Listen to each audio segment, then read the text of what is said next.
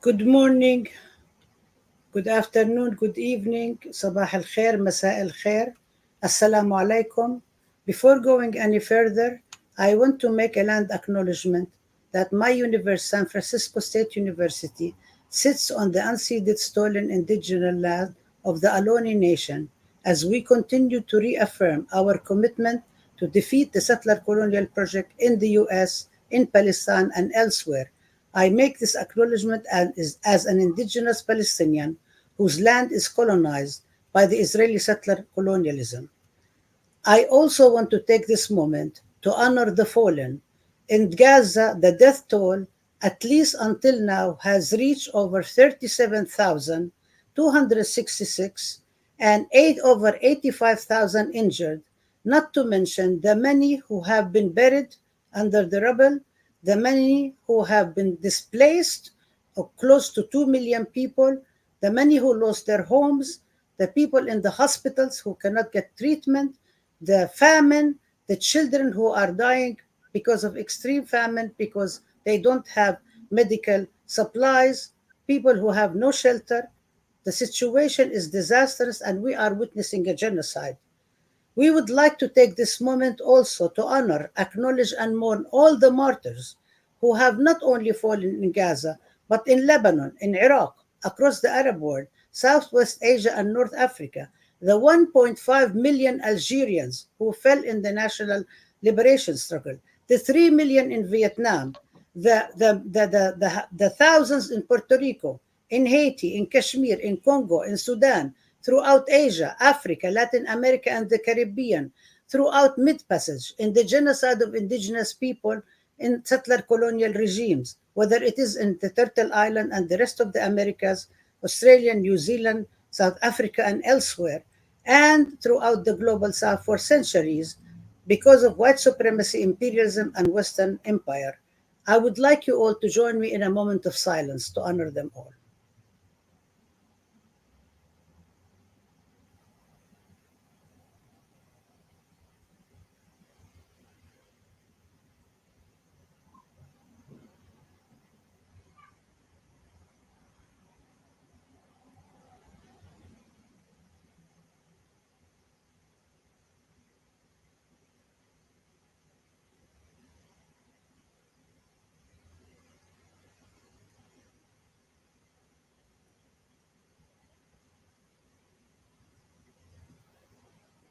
Thank you. I turn it over now to my colleague Leon Hasiri. Go ahead, Leon, introduce yourself, please, and go give ahead. Hello, everybody. It's an honor to be here with you all and to help with organizing these open classrooms despite all the censorship and all the attacks that we've endured as a program that teaches pedagogical practice and the indivisibility of justice. So we would just like to thank the people who made this possible, the organizations, the groups who have come together to support us. So starting with the co-sponsoring groups like the Institute for the Critical Study of Zionism, Ilombre Brath Foundation, the International Commission to Support Palestinian People's Rights, Frente Independista Barukia, Westchester for Palestine, National Women's Studies Association, National SJP, Queers Undermining Israeli Terrorism, Quad, which is Columbia University Apartheid Divest, Feminists for Justice in and for Palestine, CUNY for Palestine, Black Alliance for Peace, Westchester for Palestine, Harlem for Palestine, Art Forces, the Center for Place, Culture, and Politics at CUNY, and the Right to Education from Birzeit University.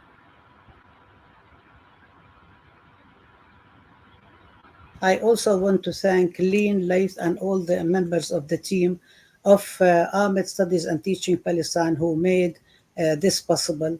I want to say my name is Rabab Abdelhadi. I am the director of the Ahmed Studies Program, Arab and Muslim Ethnicities and Diaspora Studies, and Teaching Palestine, Pedagogical Praxis, and Indivisibility of Justice.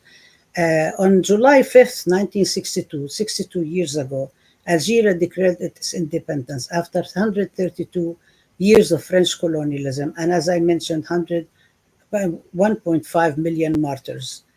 Building on Teaching Palestine, this fourth virtual open classroom is belongs to Palestine ethnic studies perspective that was banned by San Francisco State University, but we were able to launch independently with the support of grassroots international movement as part of the popular University for Gaza, Palestine. We take up here Fanon's classic, The Wretched of the Earth, and we have here scholars from Haiti, Algeria, Palestine, Puerto Rico, and Vietnam who will unpack each concept in the title, drawing lessons from different struggles and offering transformative strategies for decolonizing the curriculum and the liberation of our campuses and society. We started with the Algerian national anthem for many reasons. First is to commemorate the occasion that today is the occasion, the anniversary of the liberation of Algeria from colonialism. Many people think only of what happened after the independence of Algeria and speak of the many problems that have happened and forget about the struggle of the Algerian people and tend to only think about the after. We want to also remind people of the struggle that people have gone through and all the problems and the martyrs and the sacrifices that they have been going through, which is something that the Palestinians have been going through. On a personal note, for me, this is the anthem that as a young girl in school, in the second grade, actually, we used to think every single day. And we would not sing the Palestinian national anthem. We sang every single day the Algerian national anthem. And my school was named Jamila Bouhaired after one of the Algerian heroines in the struggle who was arrested and tortured by the French colonialism.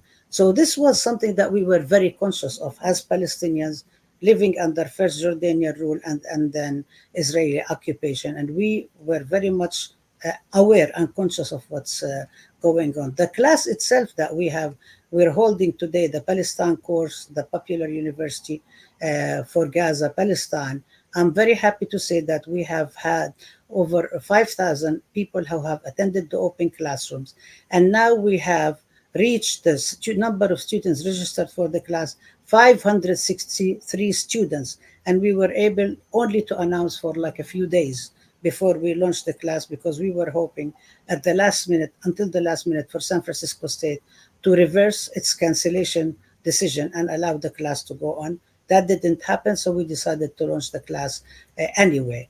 And I wanted to also say a couple of things about the flyer that you saw that features several artists. One illustration, which is the biggest poster, is from Furati Shahal El-Rikabi, who is a Lebanese artist and graphic designer who grew up in France and has a degree in modern literature from the Sorbonne and cinema.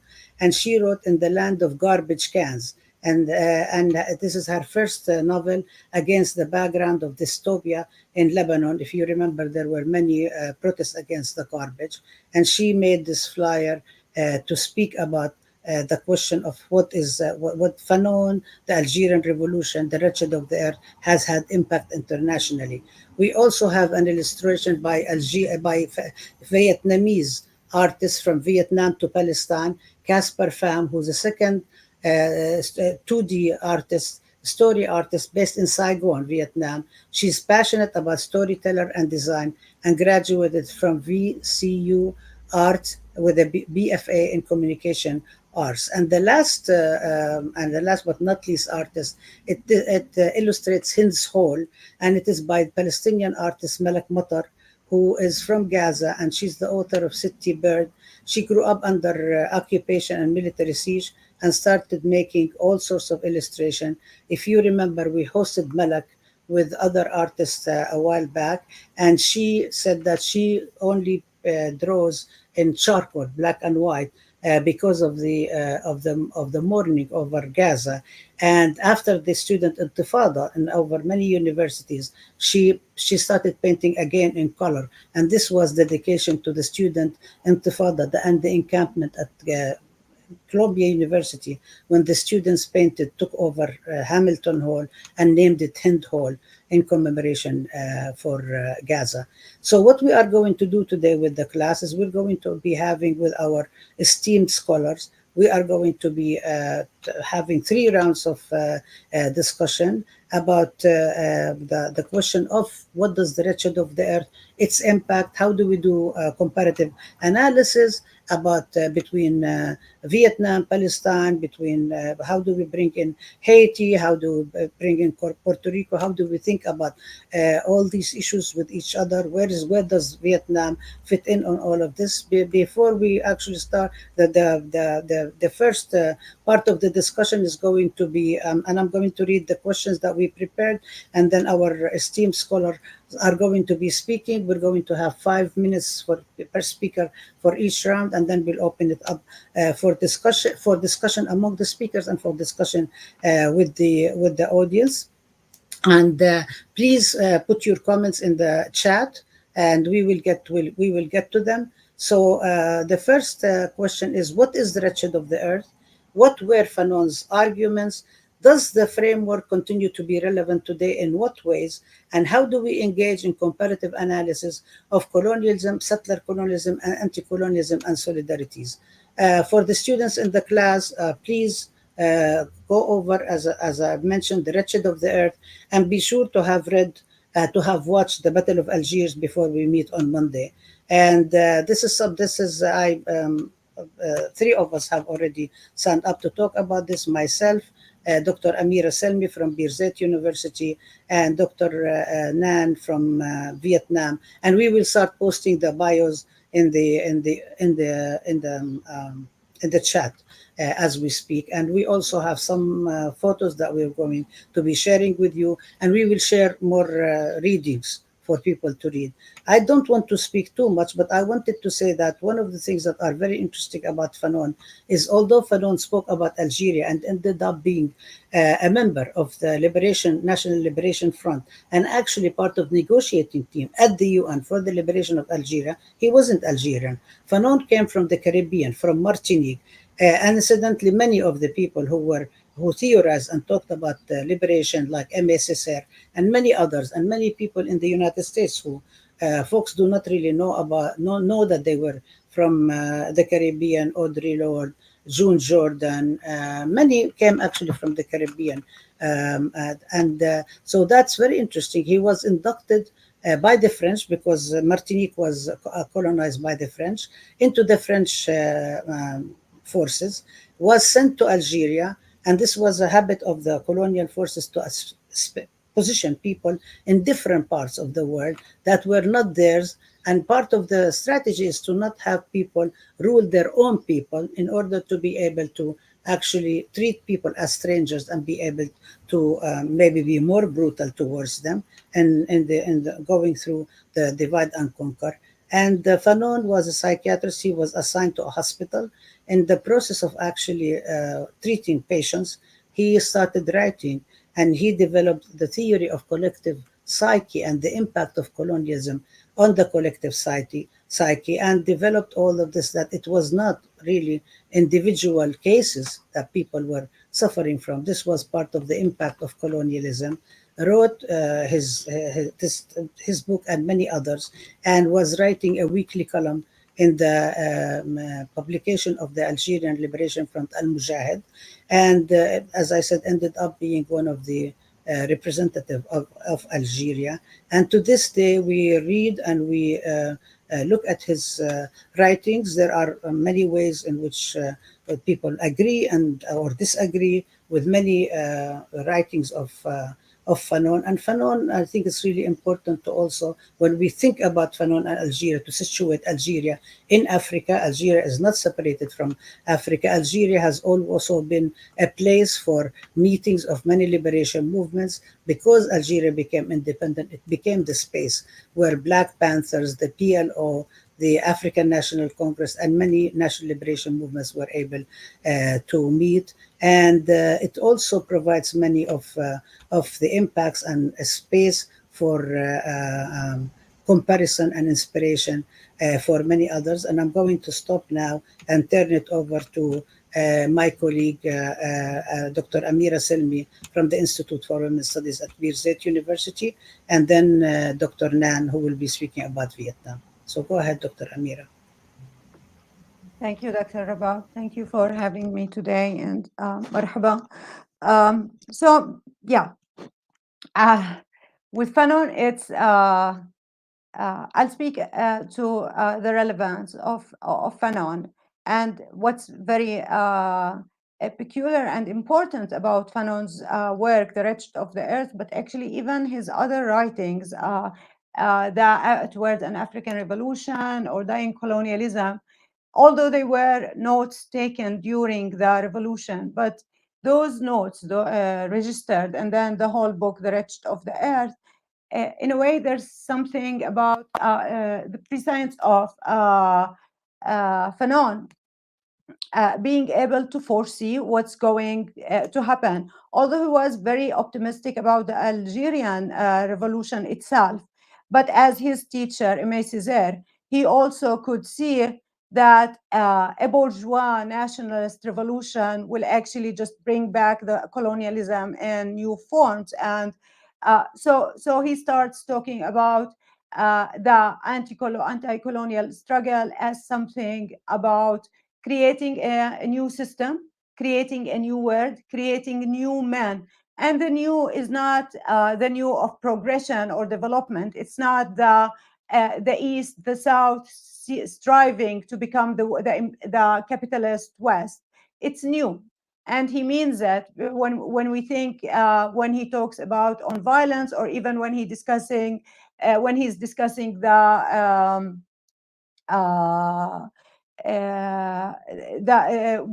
comes after the colonialists leave the land. Uh, he could tell us that if we're not cautious enough, if we're not careful, if we want to be to build in a bourgeois nation state, then we will end up where everybody the other nations who gained their political independence ended up in the state of neocolonialism, or where we are now in the world, where it's not even neocolonialism, it's an amalgam of different things. Direct colonialism with neocolonialism, with tribalism, which he also cautioned us against in the book. So, and even civil wars. Um, so that's the relevance of Fanon's book. It's not just a manual of how to get colonialism out of the land, but I think it is more relevant to tell us how to not let it come back or return. And its return is much worse. In Palestine, we did not have it leave, so it comes back. But the international community and the Zionists planned it well when they forced us into the Oslo agreements. And so we get both. We get that struggle against colonialism, that struggle to liberate the land, but in the same time we are trapped now in Palestine, having to fight against a bourgeois semi-nationalist, I can't even call it a quasi-state, but what it means, the presence of the Palestinian Authority now in Palestine, it means to tell us that what are you struggling for is there in front of you. It is a comprador state, a government whose the governing elite have their interests, their way of ruling you in cooperation with your colonialist current and present, not past, and imperial powers in the world. And so I was teaching Fanon this semester, and my students were easily relating not just the occupation and the settler colonialism of Palestine. They're not just relating to that. They were relating Fanon more to what the PA in Palestine is doing right now, why they're not fighting, why they do not allow people to fight in the West Bank, why many people are not interested in the fight itself. When Fanon tells us that even among the workers and the farmers. And Rabab, if I'm exceeding the time, please let me know. I know with Fanon I cannot stop. So, but I'll try to finish this point and then you can tell me to stop. Uh, Again, the struggle is supposed to create a new world, and to create this new world, then you cannot have those. I'll start with the lowest on the ladder, the farmers and the workers who live from working for the settlers. But these are the easiest to leave their connection with the settler colonial entity.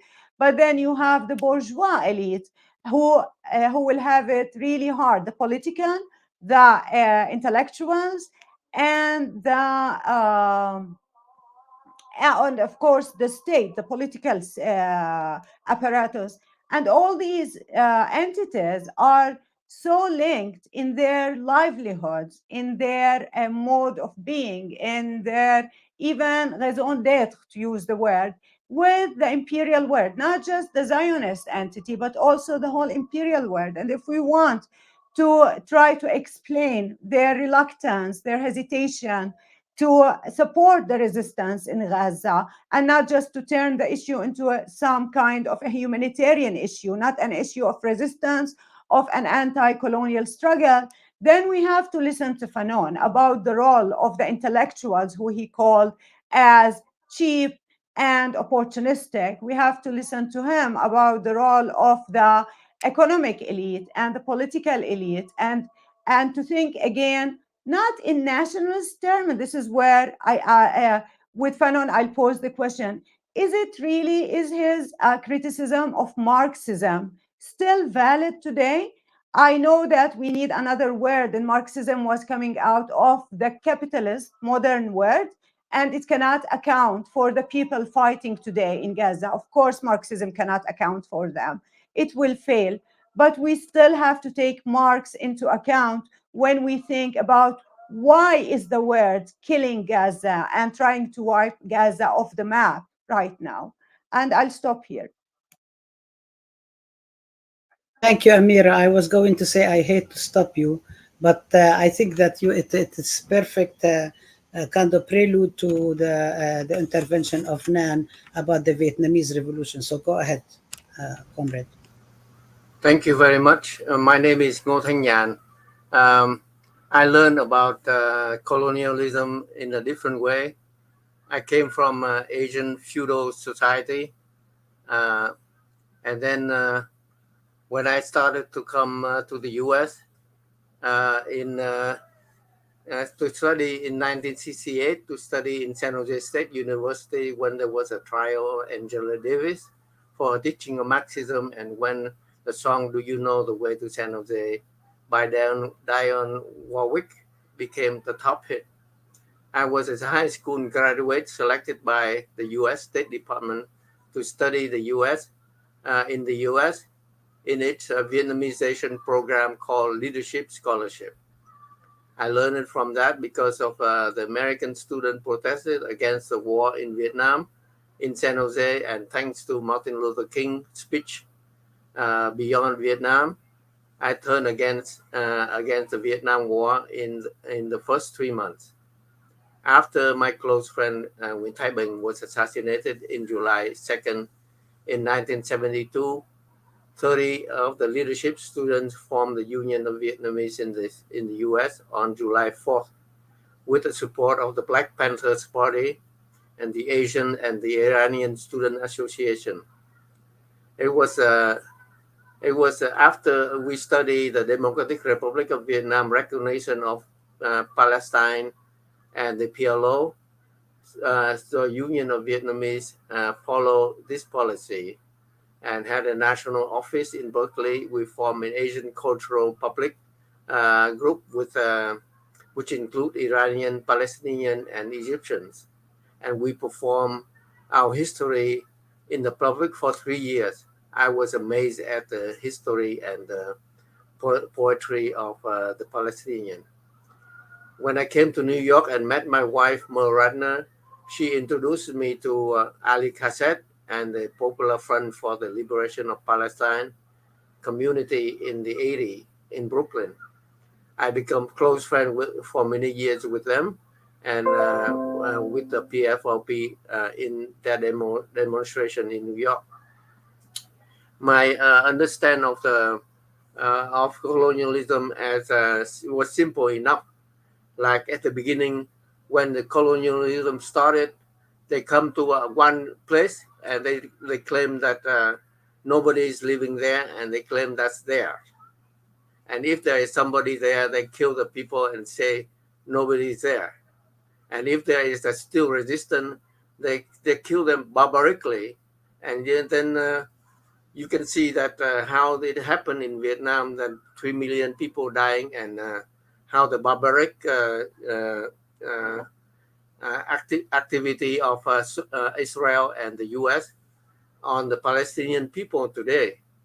It is horrible to see. And why do they do that? It is beyond belief, because colonialism is like that from the beginning to the end. And the Vietnamese defeated the French in 1954. And then at that time, from 1945, when the Vietnamese declared independence from the French and from the Japanese and from the US and from the British, and the French came back with the agreement of the US in 1946.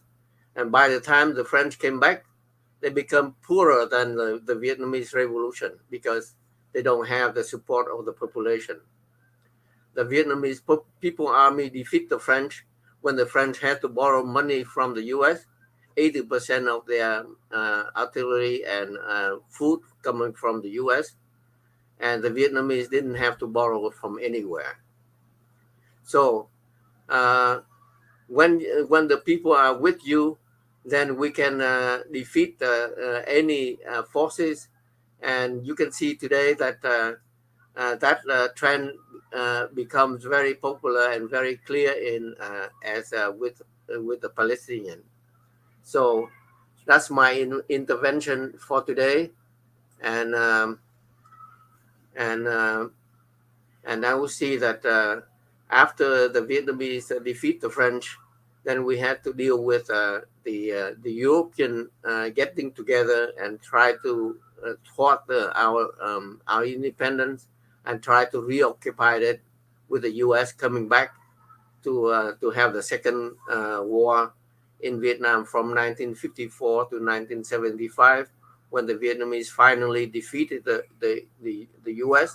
and have declared independence, and have the U.S. to recognize the independence of Vietnam and unity of Vietnam. At that time, then nobody in the world can intervene to come back to Vietnam, and the Vietnamese build a revolution in Vietnam with socialism. And without socialism, we cannot defeat the French. We could not defeat the American. We have to say that because the beginning with the Communist Party of Vietnam, studying the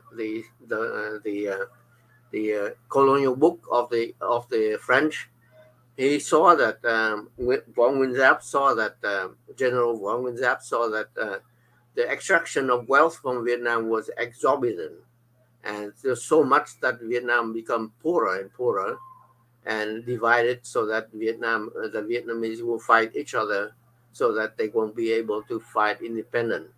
But the Communist Party of Vietnam studied the society of Vietnam and decided to have a cultural and agricultural revolution, which started with the peasantry, and the peasantry, which was like 90% of the population at that time.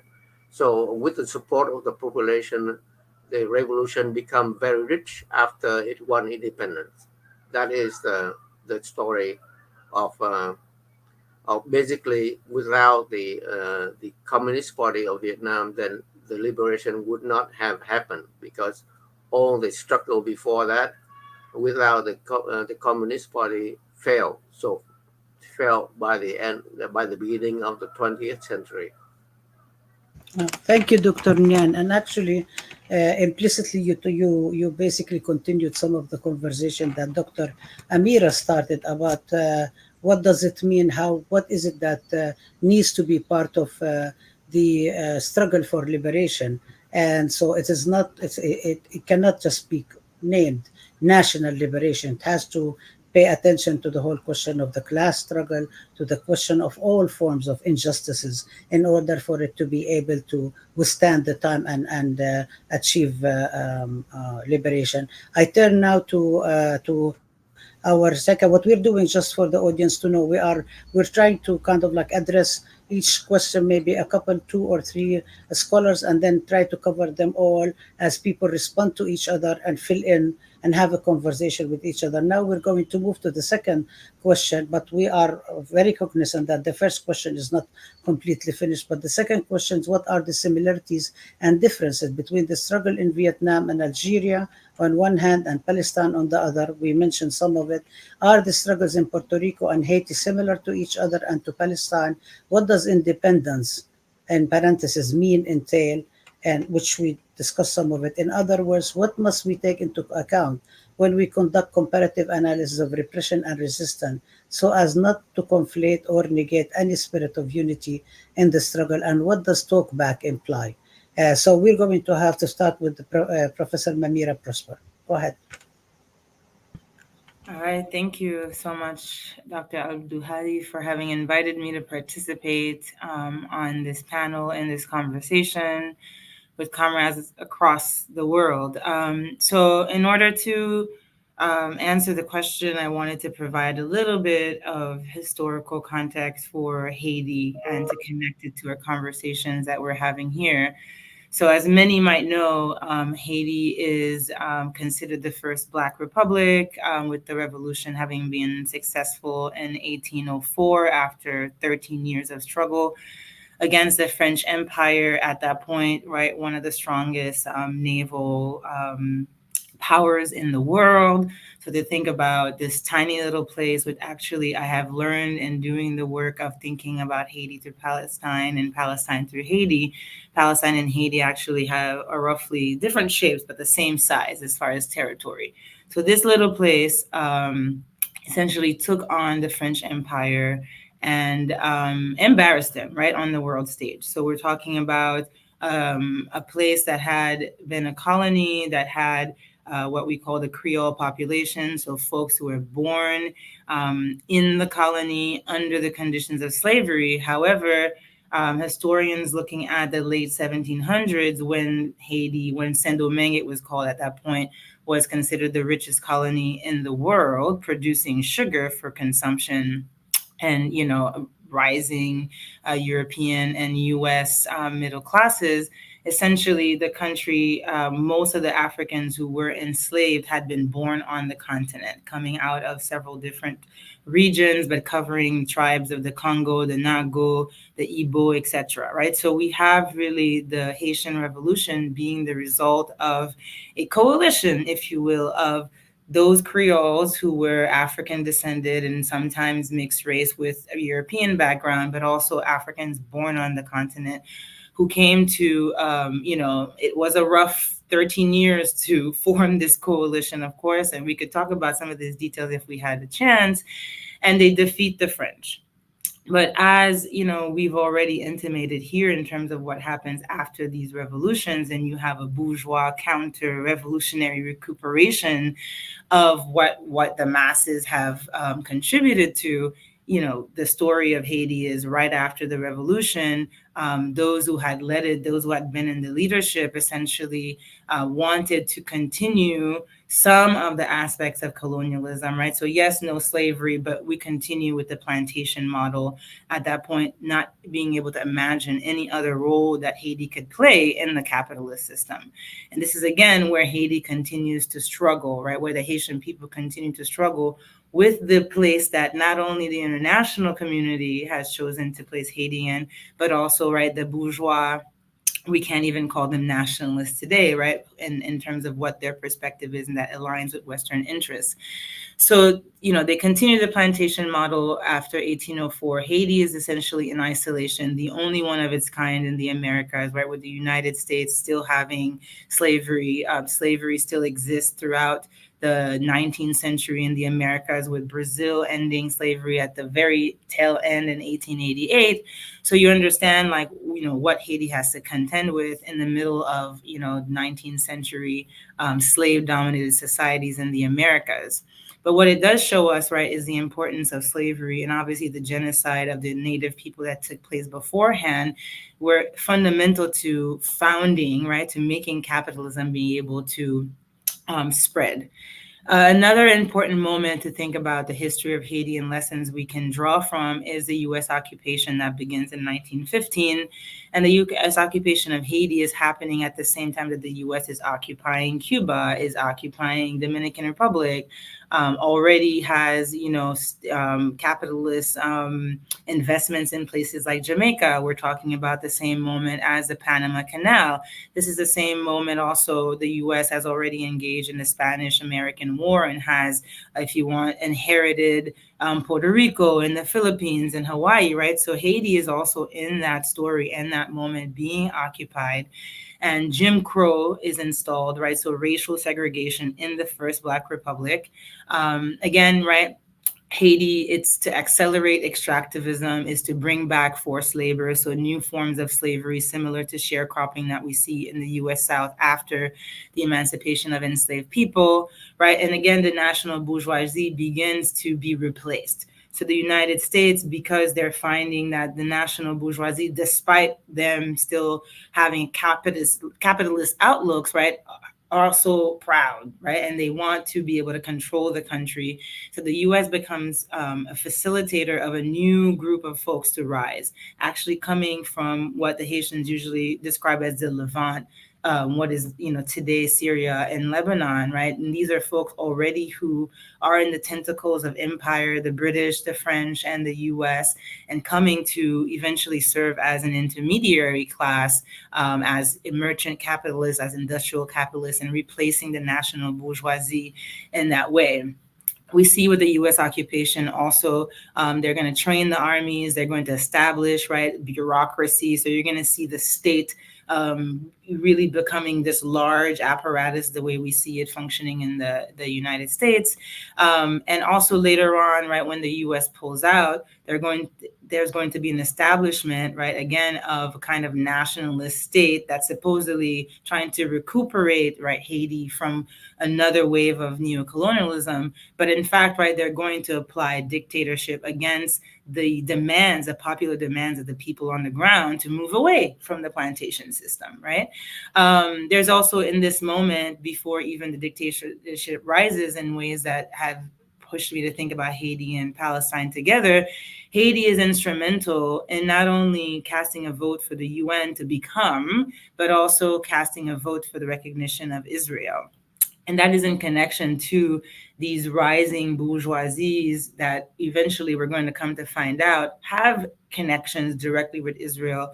One of the richest man in the Caribbean, who has interests everywhere, including Haiti and Dominican Republic, Gilbert Bidou, is the honorary consul of Israel. And actually, it was his grandfather who represented the Haitian vote in the UN to pass, to recognize Israel as a state. So just thinking about some of these connections, but I think what the U.S. occupation offers too, and we see this happening in the United States today, is empire provides its own spaces for resistance. So as the United States is occupying Haiti, Haitians are starting to think together with African Americans in the United States about racial segregation, right? So you have already the folks thinking through Blackness on a transnational level. Haitians are going to travel also to France, and they're going to meet, among other people, Algerians, right? But other folks from West Africa, thinking again about French Empire, thinking again about the ways that the U.S. is impacting places like Haiti. So these are, the positive results, if you will, of empire. And essentially, as I said, the U.S. occupation is going to lay the ground for future dictatorships and for the model of the state that the Haitians are going to use. And despite the fact that after the dictatorship, movements on the ground in Haiti and also, in the Haitian diaspora now, located in places like Montreal and New York, we're fighting against dictatorship and finally win, right? And folks generally refer to that as the revolution of 1986, when there's a moment Haitians feel that we're finally going to have a version of this democracy that we've been looking for. So I'll end there to just say that one of the major comparisons or point of thinking through Haiti and Palestine is after this Revolution 1986, first democratic elections are held, first democratically elected president is sworn in. Less than a year, he's deposed from a coup d'etat, and he ends up leaving to the States and lobbies the United States to bring him back. So he comes back to the first Black Republic with the United States, with Bill Clinton, with the UN mission. And this is the same time that you have the Oslo Accords happening, 1994, again, right, facilitated by Bill Clinton. And essentially, it's the beginning of the NGOization of civil society and the state, right? And we see the NGOs and the UN essentially taking over functions of the state, sitting at the seat of the table when you see the people on the ground are not included. So I'll end there and, I'll fill in some of the rest. But this is, I think, a pivotal moment, this 1990s moment when the state essentially becomes, NGOized and is held in the hands of the international community very directly. And yes, I will share some more remarks in the next round. Thank you, Dr. Mamira. This is really great, and this is amazing. And some of our audience members saying they didn't know this, so this is just really amazing. Dr. Anna, can you please maybe engage in the comparison around Puerto Rico and Palestine and Algeria and anything else you want to talk about colonization and resistance? And we will go then to Dr. Ibrahim to speak about Algeria, and then we will go to the next round. Yes, well, thank you so much for having me in this beautiful discussion and necessary discussion to insert Puerto Rico into the discussion of a people fighting to end colonialism, U.S. colonialism. Since 1898, we've been a colony of the United States and a classical colony of the United States for 126 years. And a fight to free ourselves of U.S. colonialism has resulted in a lot of resistance and also repression of our movement. It's not until like 1930s that the Puerto Rican people, there's a rise of nationalism led by Don Pedro Albizu Campo. United States militarized Puerto Rico. It existed 17 military bases. They used Puerto Rico as a bastion of military dominance in the Caribbean. But through Puerto Rico, United States used the military forces to control all of Central and Latin America and also the Caribbean. A lot of the U.S. invasions were launched from Puerto Rico in their bases. Puerto Rico had the largest naval base of the United States. It's called Roosevelt Roads, and it extended out to the island municipality of Vieques. And it's through this that United States rents Vieques out to different NATO nations, and they carry out their war games there, bombing the island of Vieques with civilian population living in the center of it. From the 40s to the 1990s up to the 21st century, Puerto Ricans were fighting to get rid of the Navy in Vieques, and we accomplished that in 2003. So the Puerto Rican people have been subjected to U.S. military domination, have been subjected to even, being attacked by the United States. For example, in the revolts of the 1950s in Jayuya, the United States bombed the town of Jayuya to quash the revolutionary process there. And then arrested more than 3,000 nationalists, Puerto Rican nationalists. So the Puerto Rican people have resisted this horrific, and this is very parallel to what's happening in Palestine.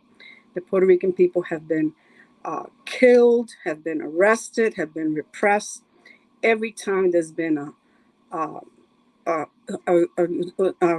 insurgence of Puerto Rican independence in Puerto Rico. So one of the things is that after the UN was convened, the United States had to submit in the United Nations reports on a yearly basis of how it was decolonizing Puerto Rico. And it came up with the farce in 1952 of El Estado Libre Asociado, which is in itself gibberish because it says Estado means state, libre means free, and asociado means associate. How can you be a state, be liberated, and also be associated? So it's under this farce of this Commonwealth that the UN removed Puerto Rico from the list of territories that were seeking to have independence. And it took us more than 20 years to gain back and place Puerto Rico back in the UN and the Decolonization Committee, the Committee of 24. So since 1972, the Decolonization Committee has been viewing the case of Puerto Rico, has sent rapporteur to see the colonial situation of the Puerto Rican people. And in the interim, the United States has committed acts of genocide against the Puerto Rican people, sterilizing 45% of the Puerto Rican women of childbearing age, incarcerating and torturing our combatants, anti-colonial combatants in prisons throughout the United States. So our culture has become a culture of resisting against U.S. colonialization. They try to eliminate our language, Spanish to be spoken in the schools, and we fought that as well, continue to fight that. So in the 1950s, what the United States did was the mass displacement of Puerto Rican people. We call it the Great Migration. It turned Puerto Rico from an agriculture-based society economy to an industrial, and this forced 1/3 of the Puerto Rican population to be removed from Puerto Rico and spread through the United States. Most of the Puerto Ricans ended up in the eastern part of the United States. We call it the Eastern Corridor. And this migration has been well documented in the study in the Center for Puerto Rican Studies at Hunter College. And basically, this displacement was to take away the people access to their own lands, access to creating a new nation, and so forth. And this migration, forced migration, we call it exile, has continued up to today. After Hurricane Maria in 2016, there's been a rise of political consciousness in the Puerto Rican people again. And here is why I intercept Frank's Fanon explanation of what is a colonial mentality and how is that developed. The United States has denied the Puerto Rican people its history. It has tried to erase the history of Puerto Rico. I'm calling the native history of Puerto Rico, has told Puerto Ricans that they don't have a history, that their history is the U.S. history, and that's what is taught in the schools in Puerto Rico. So part of that erasing the history so that Puerto Ricans should not be proud of who they are. So there is a segment of the Puerto Rican population that they don't consider themselves to be Puerto Rican. They're saying they're North Americans. So that denial of self is part of what constitutes a colonial mentality. And that's how you begin to destroy the native, by ripping them of their own identity. And it's been the Puerto Rican culture that has kept us going even after 126 years. It is the Puerto Rican culture that has retained our language. We continue to speak Spanish in Puerto Rico and even in the diaspora. Today, there's 6 million Puerto Ricans living in the diaspora and 3 million living in Puerto Rico. But there's been a whole new movement of 6,000 North American wealthy billionaires going into Puerto Rico, stealing our lands, again, causing a mass displacement of Puerto Ricans that they already know that by the year 2050, there'll be less than 2 million people in Puerto Rico. So the settler colonialism is definitely playing out in this moment. And the UN Decolonization Committee on a yearly basis reiterate that Puerto Rico has a right to self-determination, has an inalienable right to self-determination and independence. And we're looking for an independence that is complete independence, that we have a right to decide our own destination, create our own constitution, and have treaties and agreements with any country in the world. We do have a problem with an elite in Puerto Rico that are compradores, that they are selling out to the United States capitalists, and we're very concerned in fighting that. And they're in power right now in the colonial framework of Puerto Rico. So we definitely have to change that in the process. But yes, we have built in the last 126 years a culture of resistance against US colonialization. We are resisting the Fiscal Control Board, which was created by Congress, that has usurped all local and foreign powers in Puerto Rico. They're making all the decisions. They're stealing from the Puerto Rican people. They're stealing from the workers. Pensions have been reduced to shreds of workers, and the health system has collapsed completely in Puerto Rico, which is all elements to force people out of Puerto Rico. In fact, today, there are more people dying in Puerto Rico than being born. So they're looking at it, Puerto Rico without Puerto Ricans. But we're still continuing the fight through our culture of resistance. Thank you, Dr. Lopez.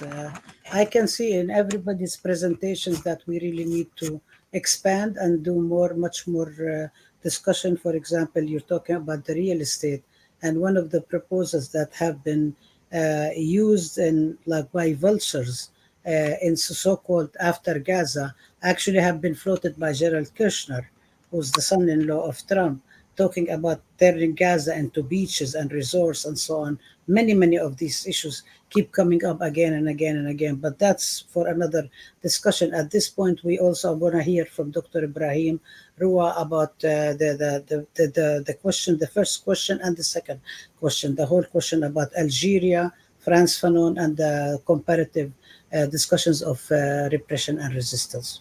Please go ahead, Doctor. Thank you, Dr. Abdul Hadi, and thank you everyone for being here. I'm so honored and privileged to be amongst you.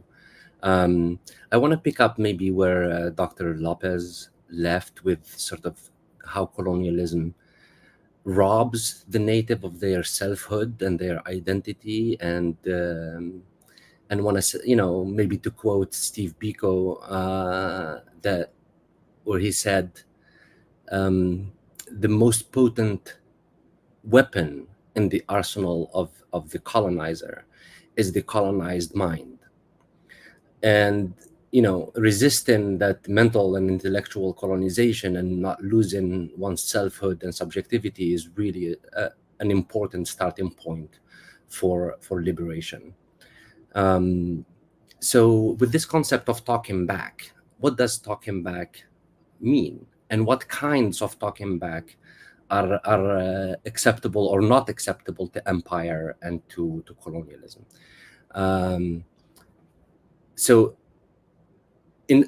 to begin with, we need to understand what is being said by empire, right, and how we're going to talk back.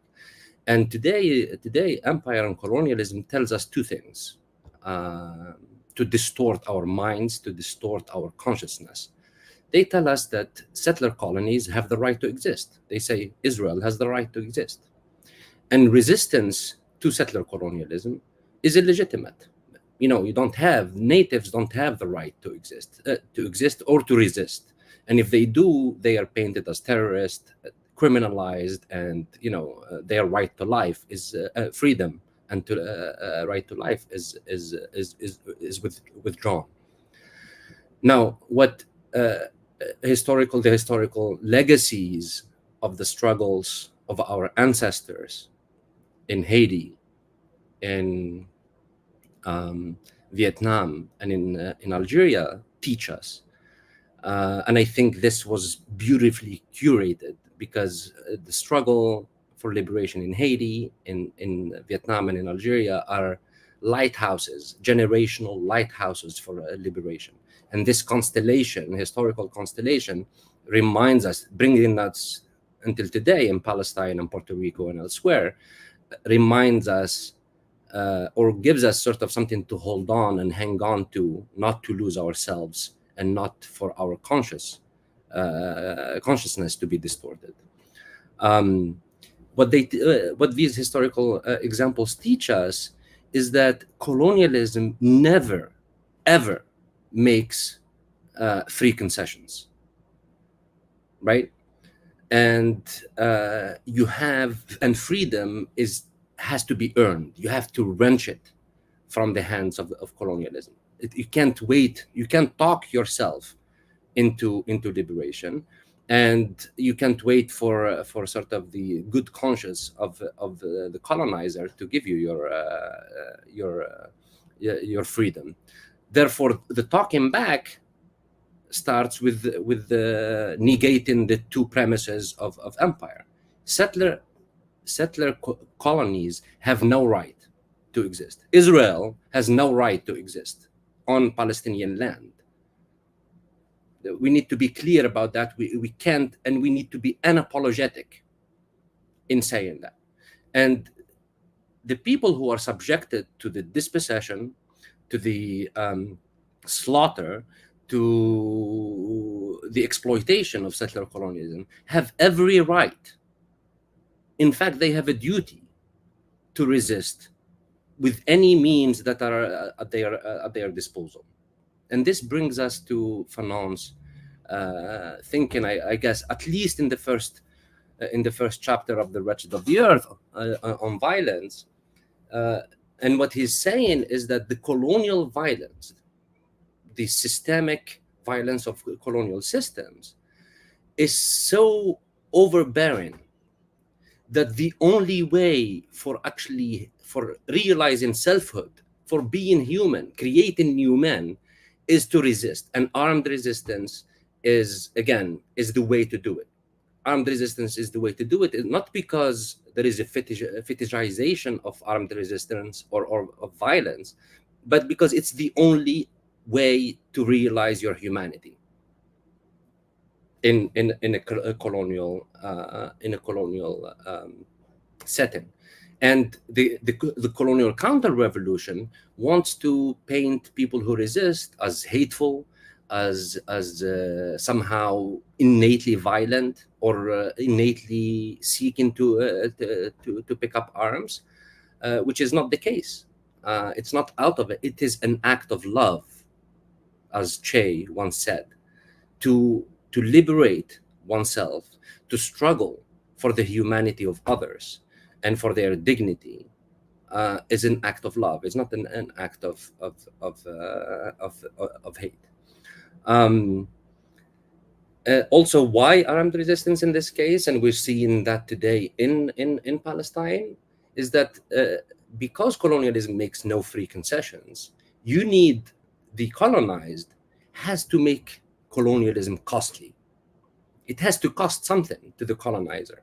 You have to create new material conditions that make it unsustainable for a colonial system to continue as it is. And we see it today in Palestine, where the brave Palestinian resistance, who's fighting, in fact, on behalf of all of us, they are at the forefront for our humanity, is making it costly, not only in terms of the direct battlefield stuff, where they are frying Merkava tanks and so on, but also they are making it costly because over 25% of the workforce, the Israeli workforce, has been called into the army reserves, put in multiple sectors into great difficulties. The investors are pulling out of Israel. The professionals, the white sort of Zionists of European descent are leaving Israel. The credit rating of Israel for access to international credit are dropped, which makes their access to credit more costly. They have, the people that were moved from the Gaza envelope, and they are being put up in hotels at the expense of the state. People who have moved out because of the resistance in Lebanon, we're talking about hundreds of thousands. We're talking about over 300,000 Israelis who have left Israel, and you have to make it unsustainable. And that's, I think, what the Palestinian resistance is doing, and that's the way for liberation. So also, very briefly, we need to move away. So the war on terror. So the Palestinians have an added burden, or our comrades in Puerto Rico. They have the added burden of doing this after the war on terror, which in fact has put in place a dispositif, legal and security infrastructure that criminalizes resistance even further. So there are extra hurdles for them to jump over that the Algerians didn't have in the 50s, or the Vietnamese, let alone the Haitians.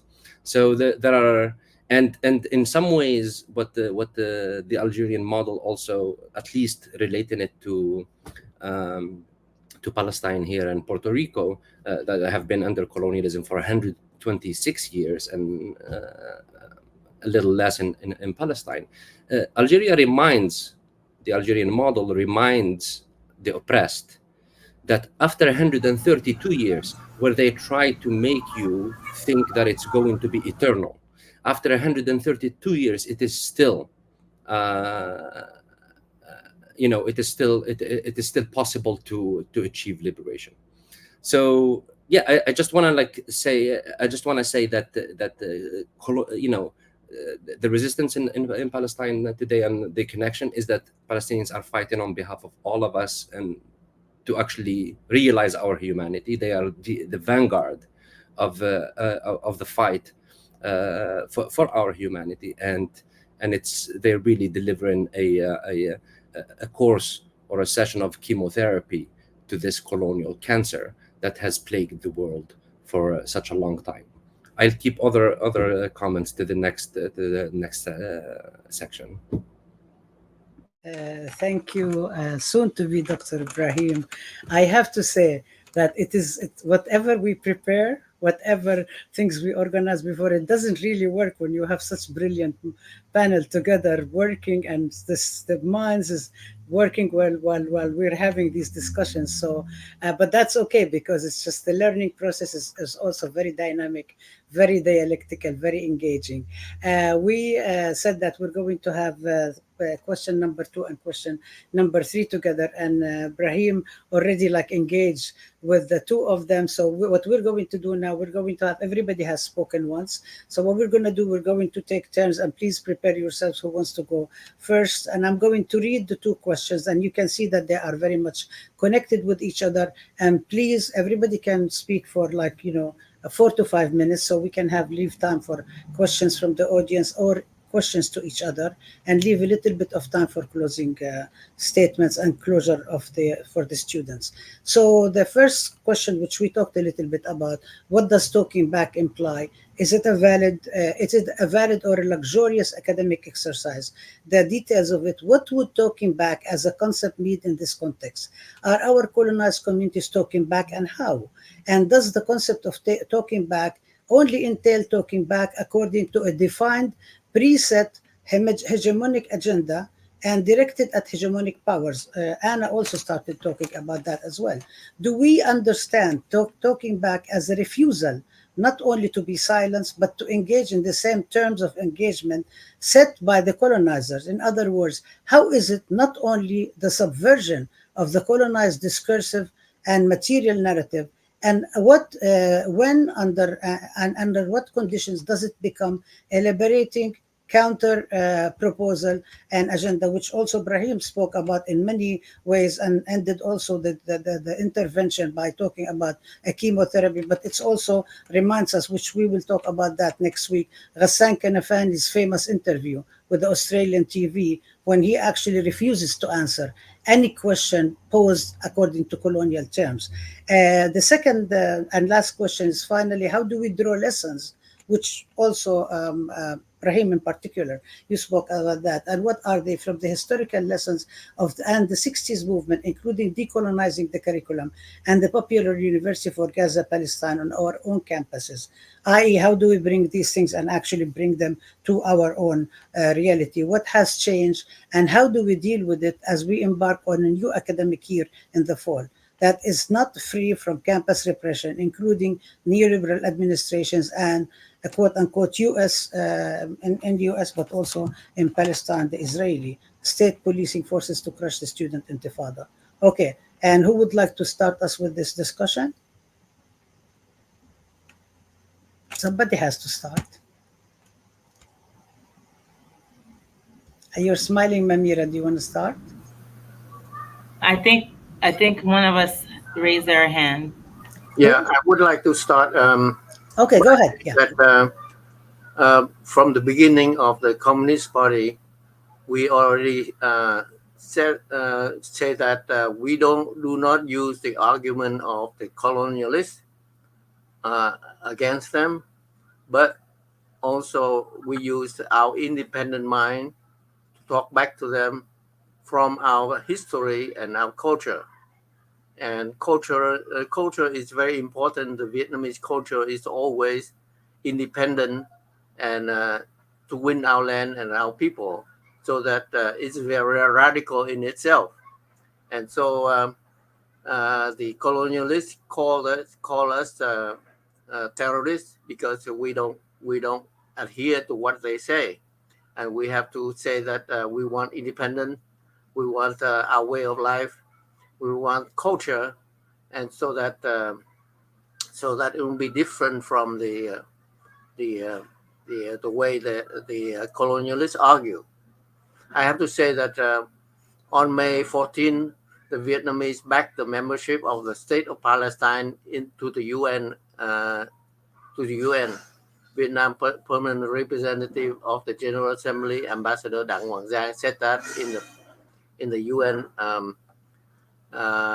Assembly, so that for Vietnam and Palestine, we share the same atrocity of the colonialists, the heaviest bombing of Vietnam, and they claim that they will bomb Vietnam to the Stone Age, and the Israelis say that they will bomb the Palestinian until there was none left.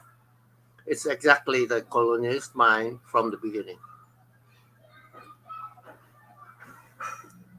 Okay, who wants to speak next?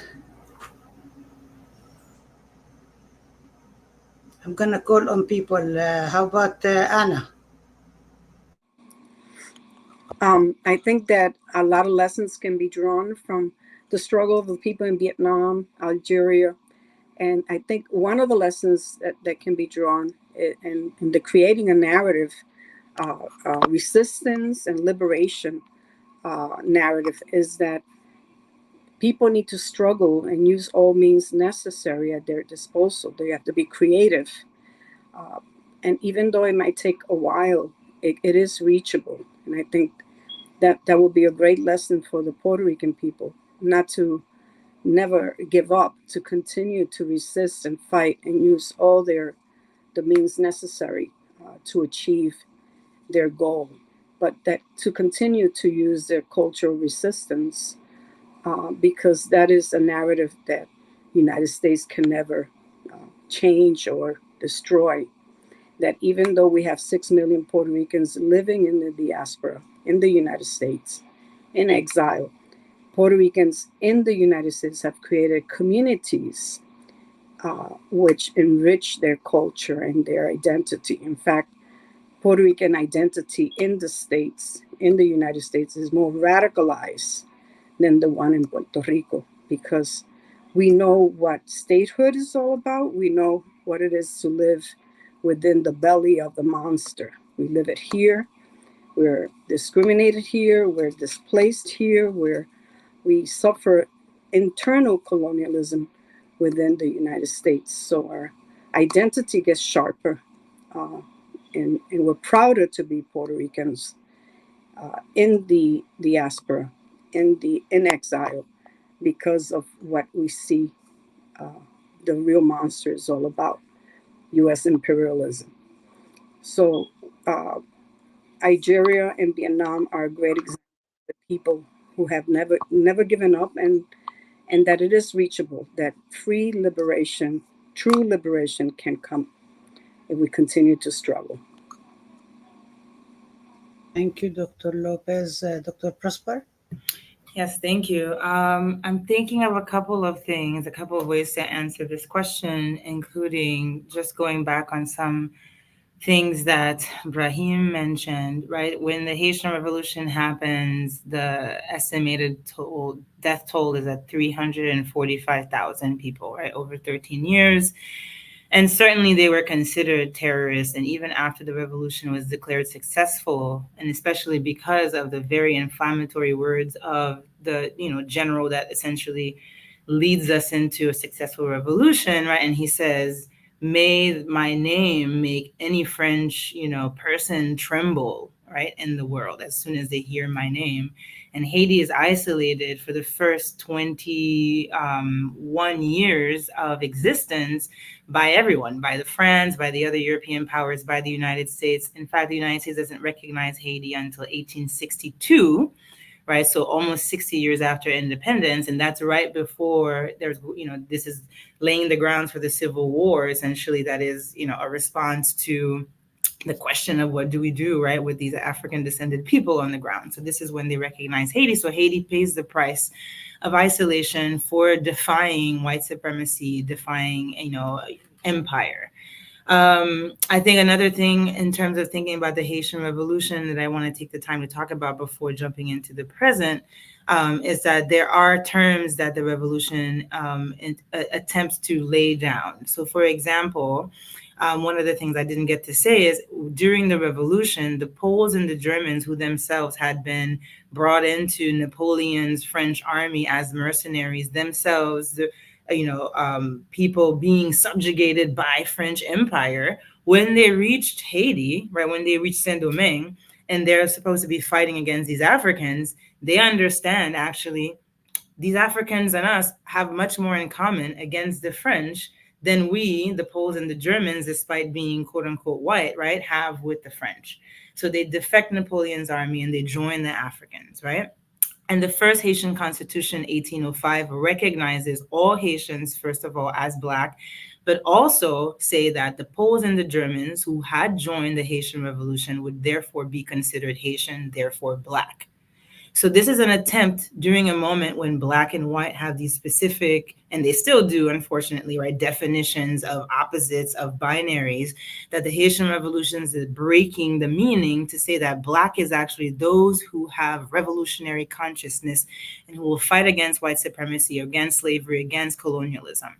And they renamed Saint-Domingue the colony Haiti, Haiti, which was the name that the native Taino people had given to the space, right? So we have this moment in 1804 where there is a great contention with white supremacy in all the terms of Western civilization in this Haitian Revolution that, as I said, unfortunately, the bourgeois counter-revolution breaks apart this potential. I'm thinking about the 1960s in the United States, also specifically thinking about Sylvia Wynter, who does this great work of talking about the 1960s as a moment when there was upheaval in the United States, but across the world against what she calls, right, the overrepresented Western bourgeois ethno-class of man. capital M. So saying that this was a moment where all was being questioned around, right? What does it mean to be a human? What does it mean to be free? And that this third way, right, that essentially folks were trying to draw out. And I'm thinking about also putting in the conversation Malcolm X, who says also when he's describing Black revolutions happening all over the world, Black revolutions is standing in for Vietnam, it's standing in for Algeria, it's standing in for, right, Latin America. He's seeing Black to be expansive and to mean that these are folks in general, whether or not they're direct African descent, are struggling against white supremacy and capitalism in the world. And Sylvia Wynter in her work, right, talks about this potential that was burgeoning in the ways that the counter-revolution, particularly in the United States, was to then provide, right, this sort of side place where we can go theorize about ethnic studies and all the other things, rather than really blow up the disciplines as they were that hold as a universal subject, right? White malehood, right? White Western malehood. So there's a way that Wynter reads this moment, despite the fact that we embrace that there's ethnic studies, there's gender studies, there's all the different studies of the non-white people, right? That Wynter says that this was a moment we could have actually really blown up the categories of disciplines and done something else in terms of how we even study the human. So, I think that we're in another moment again in 2024, where in Haiti, people are producing all kinds of other frameworks saying chavirer chaudière, which is essentially to overthrow the system, rather than the social democrats and the liberals, right, talking about transition government back to so-called democracy. So we still have folks, right, who are trying to provide different language, different framing, different theories of how to advance another model of the human in places like Haiti that are confronting other discourses and framing, and the transition in Haiti being that it must be a UN multinational military mission, right, that brings about the transition, as opposed to how folks are seeing the overthrow of the system being that we need to clean up the state and we need to, right, get rid of these bourgeois and the international, apparatus that holds them up. I'm thinking also in this context of academia in the United States, the ways in which we are pushing the boundaries of understanding what genocide is, right? That it's not a moment, that it can be ongoing and has multiple facets that we need to consider, right? Including starvation and famine, right? Those versions of slow death, in addition to the direct bombing that causes, right, immediate death, but the maiming, right? There's work already been done looking at the ways that people have, particularly thinking about Palestine and Gaza, right, been maimed in order to squash, right, revolutionary spirit in folks. Genocide also including, in thinking about Haiti more specifically, the ways that rape has been used as an instrument to squash people's willingness, right, to resist and to survive and to live. So I'm thinking about the ways that right now we are, and Dr. Abdulhadi is doing that work as well, challenging the ways that genocide has been understood, has been defined in international law, to be able to think about it more expansively and apply it to the case of Palestine and even to Haiti. Since 2021, Haitians have been describing the gang violence in Port-au-Prince in particular as a form of genocide, right? Like massacres upon massacres where hundreds of people are being killed, but also hundreds of thousands of people are being displaced throughout the city, right? And women's bodies are being used as battlegrounds for, right, this war against the Haitian people. So I think that we are in a moment ripe for redefining certain terms and redefining certain frameworks. And despite the ways that professors in Haiti, when I talk to them, they say, in the United States, people can get tenure talking about, critiquing U.S. empire, right? And sees it as, these are reactionaries, right? But I think 2024 is showing us very much the ways in which academia is re-becoming a place to actually challenge power that may or may not get you to keep your job and have tenure, right? That actually is challenging power in ways that is just more, that is beyond the level of narrative, right? Because we are seeing the ways that particularly US campuses are re-becoming like the 60s moment, a site of struggle, specifically for the liberation of Palestine, and the ways that professors are awakening to their own subjectivities as workers in the university system. So I think there's going to be the way that the Palestine question actually helps to connect with other struggles here in the States around, right, labor in particular. So these are my general comments about how I understood that question, and I'll stop there. Thank you, Dr. Prosper. Dr. Ibrahim, soon to be Dr. Ibrahim. Sure, soon to be. Yeah, I mean, all of these are like amazing points that were made, and I just want to make also a nod in the direction of what Mamira just said about sort of the idea of blackness that the Haitian Revolution had, that it's not about your skin color, it's about what your values, what you believe in, and what you stand for. And I think it was the same thing in Algeria. Being Algerian was not about being born in on that land, or it's not an ethnic or racial thing. And that's why Fanon was an Algerian par excellence. He wasn't born there.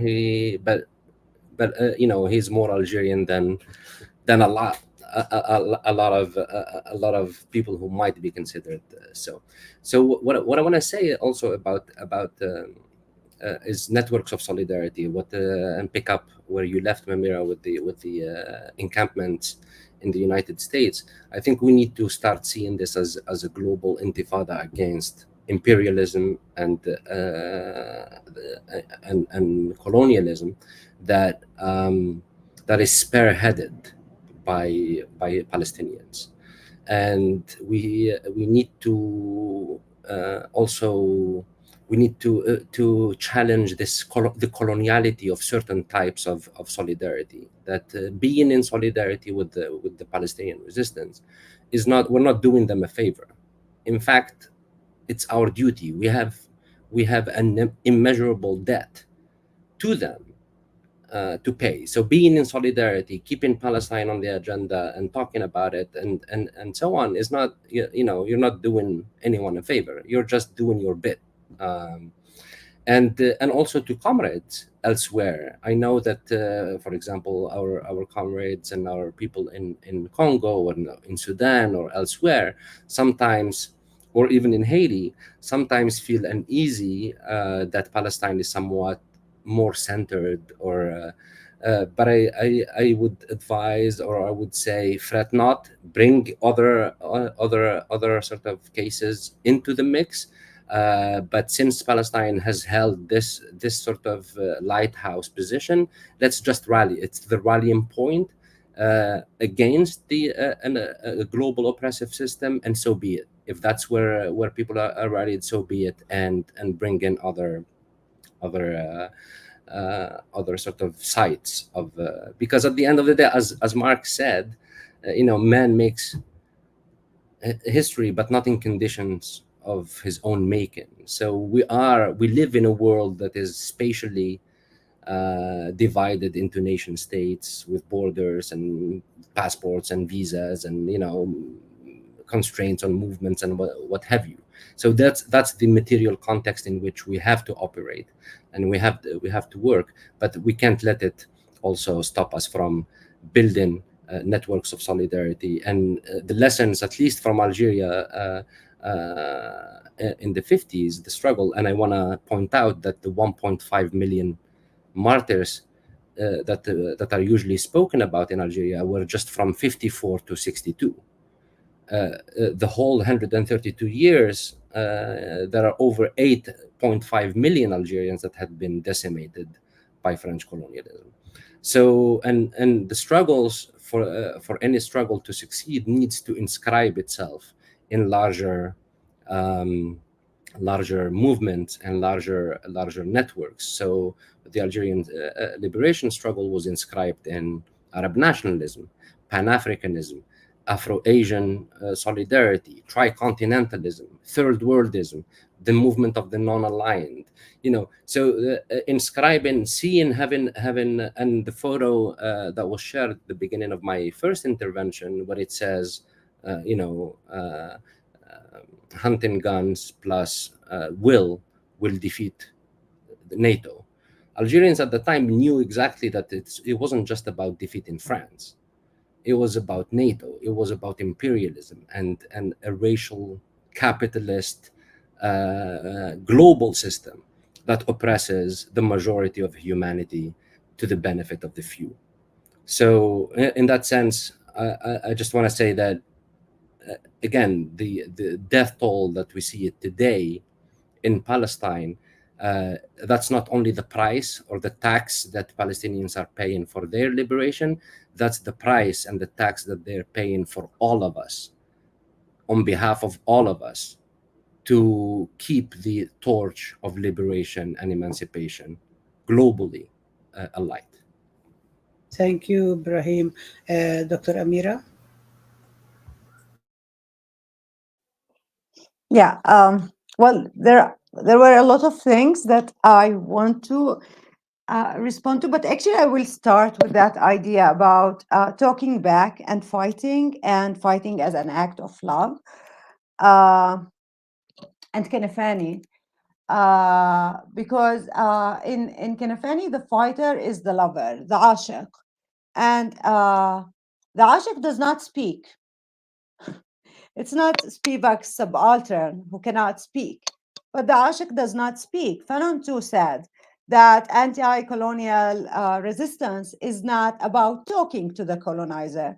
It's not about engaging in a dialogue, as Kanafani also shows in his return to Haifa. So yeah, it's not talking back, is not talking back unless we use it in the American slang. Don't talk back. Talk back, that is, I refuse to submit. I refuse to engage in a dialogue or a conversation. My talking back is a refusal, a rejection of every colonial term. So again, I'll go back. The ashiq does not speak, but the ashiq loves. The ashiq loves the earth, loves the land, loves his partner, and loves horses, and does not love money. And that takes me to my other point. Can we be anti-colonial? Can we have a global intifada for Palestine and not be anti-capitalist? Can that happen? Because what's happening today in Gaza, yes, it is the colonial logic to kill millions of people, tens of thousands of people. But that, again, why do they do that? They do that because of their greed, just greed. It's that easy and that simple, but we're all now complicit in that greed. And how much are we willing to question our complicity? And actually, sometimes it's more than mere complicity.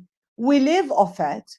We live, people in the US, people even in the West Bank, live off colonial extraction and colonial exploitation.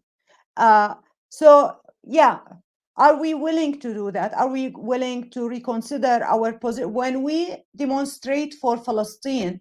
And actually, I'm not trying to be a pessimist or cynical, but how much of a protest for Palestine it is when everything Palestinian is now turned into commodities to be sold, like flags, kufiyas, tobes, Palestini tobes. That's not what Palestine is about.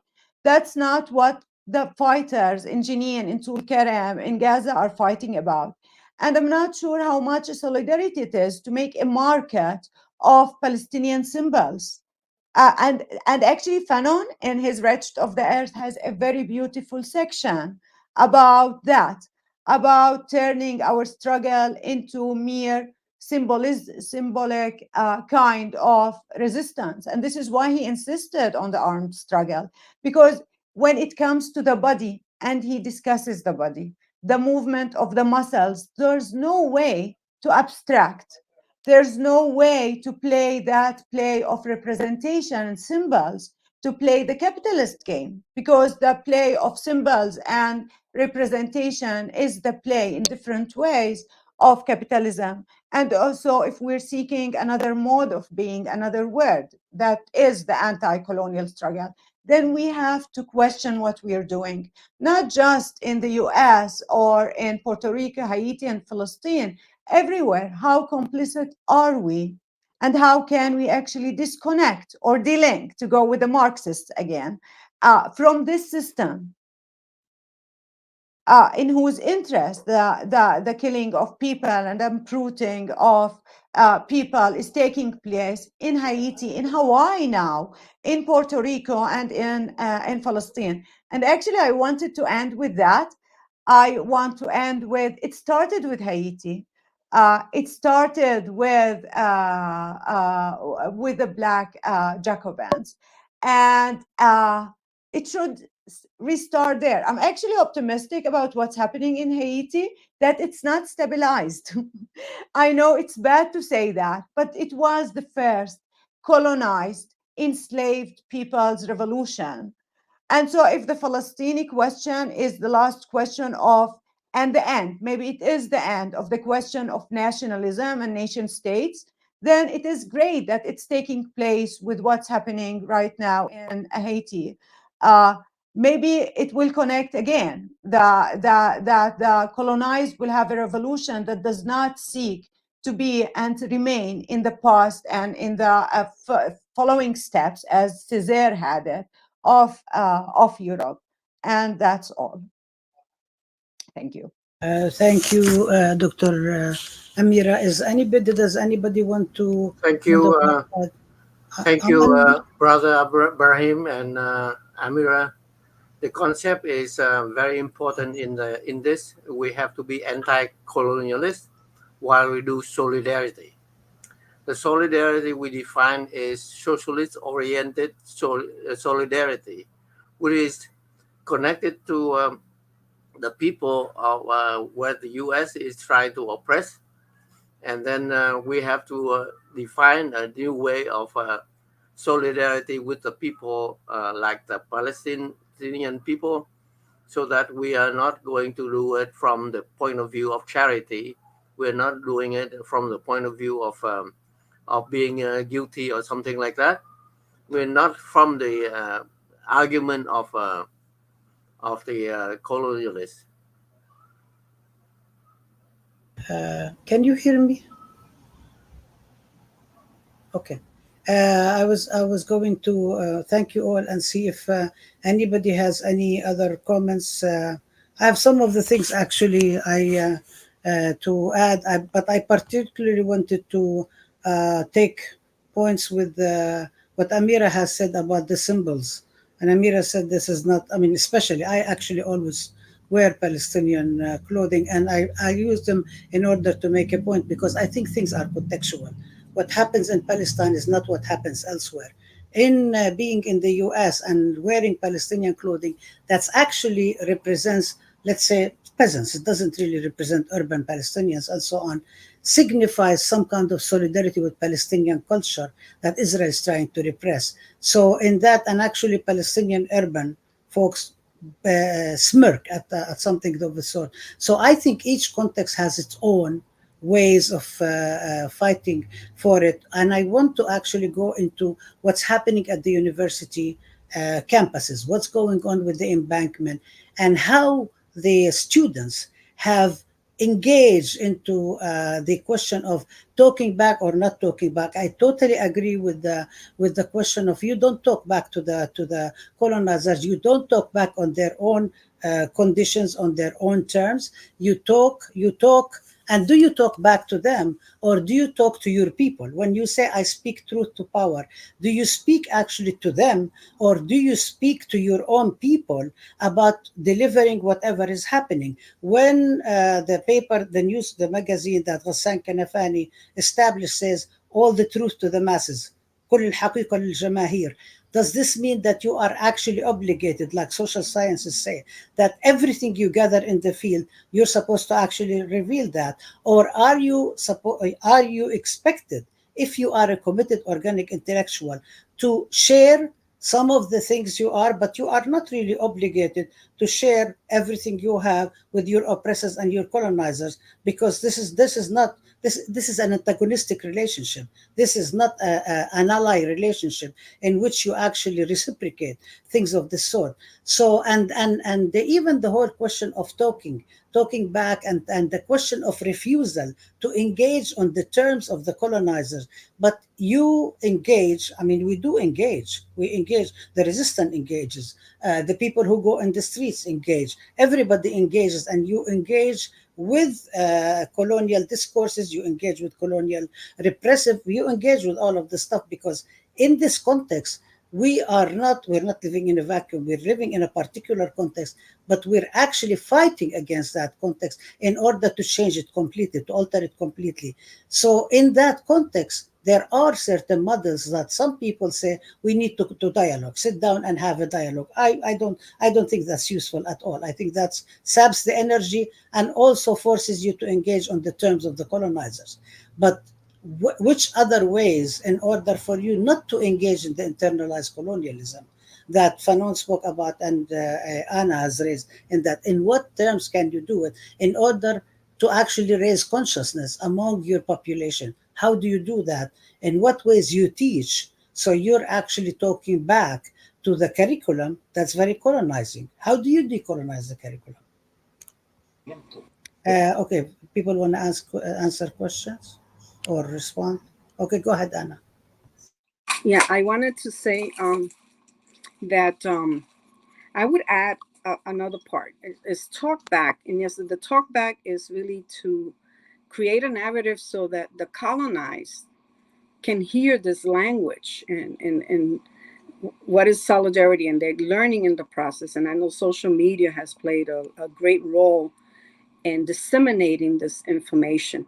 But I think I would add talk back and act back. And we saw that in the encampments at the university level. I participated in the city college because I'm a CUNY City University professor.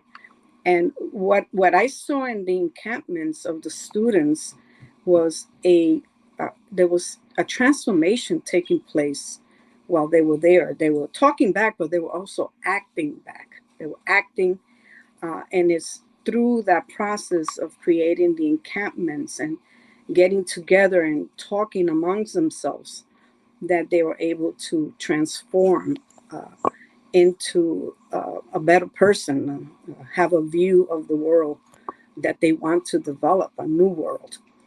So the encampments was not only an act of solidarity for Palestine, but it was also an act of purging themselves of colonialism, purging themselves of capitalism, of those ideas, and instilling in them a process of emerging of a new human being, a new person. So that's why I would add the word, not only talk back or not talking back to the colonizer, but act against the colonizer, especially since they control all the means of communication and all the media, that the young people in the campuses across the United States, they created their own system of conversation and talking back to teach themselves in this process. And I saw with my own eyes how they were researching and learning a lot about what was going on in Palestine, but also applying it to themselves of how they can free themselves. And they were, they experienced repressive action against them by the authorities of the campuses. The president of the campuses were saying, send the police after them and incarcerate them. In fact, we still have like 27 students who were charged with felonies in this type of thing. So there was a criminalization, trying to criminalize the solidarity movement for Palestine. I do believe Palestine has become a lighthouse for creating a new consciousness for liberation across the world for all colonized people and just causes. And yes, I thank the Haitian people for starting that in the 1800s of being the lighthouse of how to free yourself from European colonial rule. And so the fight continues, and there have been great examples, the countries in Africa, to give us the Puerto Rican people hope that we can accomplish our own national liberation. Thank you. Dr. Anna, while you're still on, do you want to look at the last question? It's the last question that's posed to you, and then we can go to Dr. Nyan, and then we have closing statement.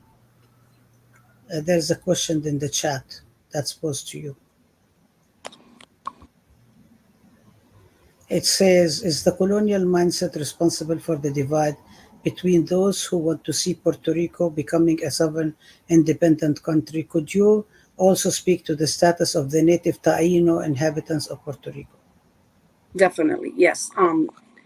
In Puerto Rico, there's a divide, but the divide has been caused by the colonial power. The United States placed in Puerto Rico colonial parties, and they have elections every 4 years, which is they vote to divide themselves and not be united. So that's part of the colonial strategy, to keep them divided so that Puerto Rican people won't come to terms to liberate themselves. And again, that's part of what Frank Fanon talks about, how the colonizer creates this colonial mentality. But in recent years, the statehood party, the party that believes that it wants to become part of the United States, this is the one that denies their own identity. They don't want to be Puerto Ricans, they want to be North Americans, although the US Congress has denied them the right to any legislation that can incorporate Puerto Rico as a state of the United States. It's been 126 years. If the United States has not incorporated and made Puerto Rico a state, it's not going to do it. Primarily because it thinks that Puerto Ricans have a Latin American, Caribbean culture and identity, and they don't fit into the U.S. Parameter of a nation. So, but they don't want to hear that. They continue to advocate. But in recent years, the statehood party has lost power. They're now a minority party in Puerto Rico. The Commonwealth Party, which believed in some kind of association, has also lost power. So, but we don't believe in colonial elections. I think there's a trick to that. There can be democracy inside a colonial setting. You can never have free elections inside a colony. And we go by the resolution 1515, which says, of the United Nations Decolonization Committee, says that this has to be a complete transfer of power to the people of Puerto Rico in order for Puerto Rico to make its own determination and acquire its independence. There can be no, and this transfer of power, that means that the United States has to get rid of all the military forces that it has in Puerto Rico, has to get rid of its federal court, every institution that represents the United States. It has to get rid of it. The Control Fiscal Board, which runs the country since 2016, has to get rid of that. So basically, it's a two-part process of this anti-colonial struggle. Is we have to change the narrative in Puerto Rico, fight against those who are thinking like the United States. They're playing their role of continue to colonize us, and then we have to move towards our independence. But I really believe that the diaspora, the Puerto Rican diaspora, the 6 million that are out here in exile, we're going to play a great role in this process. Again, we live here, so we can put a lot of pressure here and use all means necessary to put the pressure. Thank you, Dr. Anna. And can we consider that your closing statement? Because we have very little time, so I want to turn the floor to Dr. Nyan and Dr. Amira, if you can use that also as your closing statement and have everybody so we can finish on time because I also have a couple of announcements for the students. So, Dr. Yeah. Nian, Dr. Amira, Dr. The question Manira, is and how did soon to be Dr. Ibrahim. So, go ahead, Dr. the Nian. question is how did the liberation movement in Vietnam manage to create a consensus about the need for arms resistance and keep that faith for those years during the war? Um, basically, basically, the Vietnamese are for the people, and they do not try to convince the colonialists. They try to convince the Vietnamese people, and so they are using the Vietnamese culture, the concept of just war, as the way to deal with armed struggle, and we have to be armed struggle, and then we started. Ho Chi Minh started with calling people to use even stick and knife at home to fight with the colonialists, and so it's a just war, so people can fight against the colonialists in any way they can. So Thank you, that, Dr. Nian. yeah, thank you. Okay, finished? Okay, Dr. Amira. Yeah, thank you, Dr. Nan. You just reminded me of Kanafani talking about men fighting with whatever they found, axes, knives, and sticks, anything, just fighting, because this is where your existence as a human lies, in your fighting. And I just want to go back to the point about symbols and Fanon, actually. So Fanon talks about two symbols. The dead symbols that allow for a dead way of living, that things are static, they do not move, and we are there, colonized, paralyzed, unable to do anything. And so we hang on to symbols, and we deaden those symbols with us.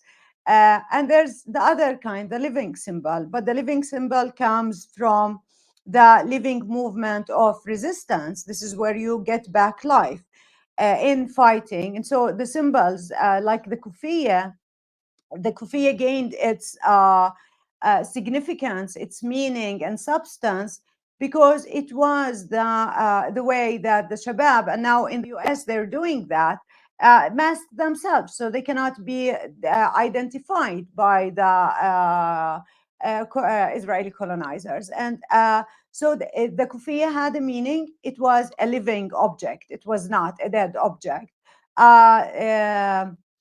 So my thing is not against symbols in themselves, but actually I was thinking how there's that trend of making different consumerist items of the kufiya or the Palestinian flag or the watermelon. And is it about resistance and using them in resistance? Or is it about capitalism finding another way of making more money while at the same time making money of killing the Gazans and the Palestinians and other peoples, while at the same time actually benefiting from those who support the Palestinian resistance and the people who are against the killing of Palestinians? So it's that irony, that thing about how capitalism can actually benefit and make money out of anything, including resistance.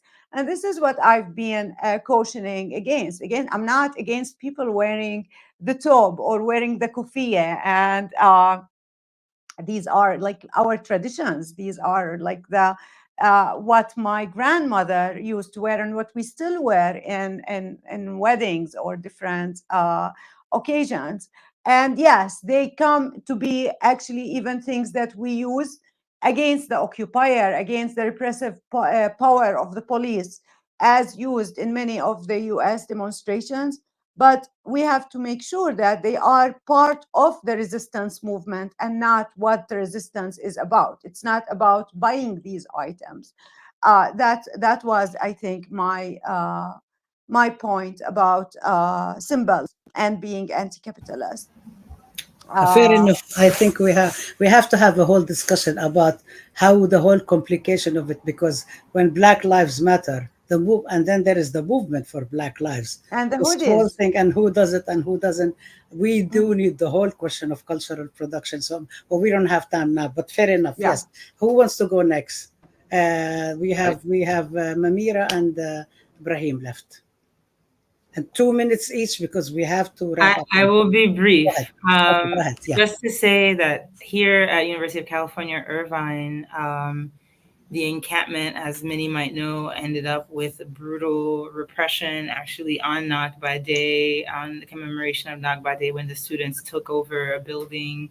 And that was a way to, create some leverage around the fact that many students who had been in the negotiating team had received, retaliatory action against them, including, no longer being able to access their dorms, for example, or in the case of the graduate students who are TAs, not having access to income, right? And we also know that there was a professor here at UCI tenured who was brutalized and arrested, etc. So I think, and the experience, and there are so many things we could lift up about the encampment here at UCI, but what I did appreciate, and I think this is where the professors also, were useful, is that students already were making connections between Palestine and the Philippines, for example, given that we have, certain students representing those territories, like here at UCI. And part of the work that they've been doing is to think across, what seems to be very distinct territories, and put them into conversation, particularly around, thinking about U.S. empire. I think that one of the other benefits of the encampment, and I said this a little earlier in my remarks, is that the professors themselves are coming to understand their positionalities, as workers within the university system, and what that means, for the future. I'll say, for example, this has catalyzed folks to even think about unionizing within the UC system, timidly so, but also questions we're going to have to ask ourselves about the ways our pension plans are actually connected to the investments that the university is making in supporting the state of Israel. So what does that mean for what I think Dr. Amira brings up, our own complicities and furthering the project of global capitalism, and some specific aspects that are linked to the Israeli settler state and its own role in the capitalist system. So I see very excitedly, despite all of the pain that we're experiencing with the loss of people across different places in the world, and particularly Palestine, but in the United States, this connection between Palestine and labor movements and the challenge to capitalism and U.S. empire that I see really strengthening. And I think there's excitement there, despite the ways that we are also cognizant of all the pain. And I see a consciousness raising moment for particularly this class of, and I know some of you may be aware in the ways that the graduate students have become part of the auto workers unions, like people are re-understanding themselves in relation to capital in this moment. So I do think that this is a welcoming development in what's happening right now in the second decade of the 21st century in the US. Thank you so much, Mamira. Ibrahim? Yeah. Thank you. Thanks again. 1 all minute, of those. please. Sorry to press you. Yeah, no, sure. I just want to say something about making connections and seeing the encampments, for example, as forms of resistance themselves, as opposed to just acts of solidarity. And this links back to, for example, how the Black Power movement in the U.S. saw Algeria as an example for that illuminated their conditions. And it brings to mind, for example, Malcolm X's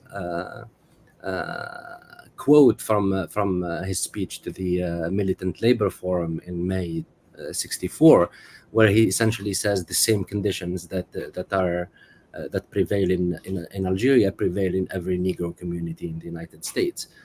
similar sort of references and exchanges were took place with the Young Lords or with the the Black Panthers and what have you.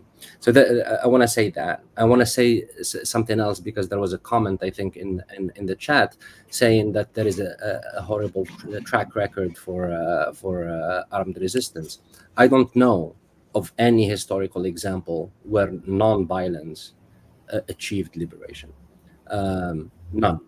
Usually the one that is touted is the South African example, but we're being told that it's actually sanctions and boycott that did it. They contributed, but they didn't really do it. It was the armed resistance of the ANC, MPLA in Angola, and the often erased massive sacrifices that the Cubans made, the contribution that Cuba made in Angola against the apartheid regime that brought the apartheid regime to its knees. The coup de grâce might have been the boycott and the sanctions, but the actual material reality was changed by the armed struggle. And I would suggest there is this new documentary called Cuba in Africa by Ethiopian American filmmaker Nagash Abdurrahman, which talks about that history. It's really fascinating.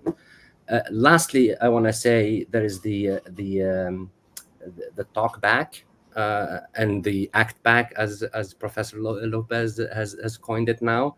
Is this class itself is a way of talking back to the academic counterinsurgency.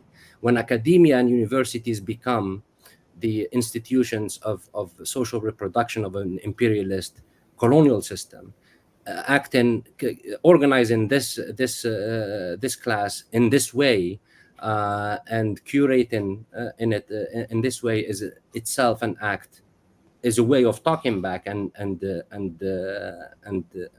acting back. And about refusal, I want to say not giving up, not giving up against oppression is the refusal that is the only refusal that is needed. And I think it was really beautifully captured by Ho Chi Minh, where he said, "You will kill 10 of us, and we will kill one of you, and eventually we will wear you down." Thank you.